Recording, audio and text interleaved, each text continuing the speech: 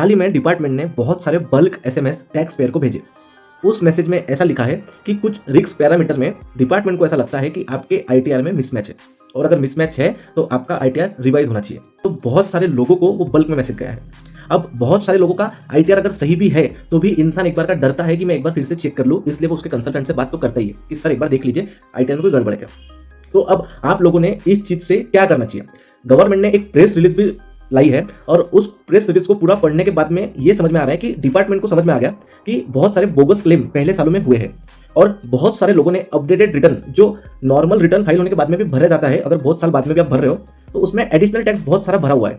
तो उस वजह से डिपार्टमेंट को लगा कि फाइनेंशियल ईयर 24-25 के लिए भी हम लोगों को एक आखिरी मौका दे देते, विदाउट पेनल्टी से आप आपका रिटर्न रिवाइज कर दीजिए, नहीं तो पेनल्टी तो लगेगी। तो अब क्या करना चाहिए, किसने रिवाइज रिटर्न फाइल करना चाहिए।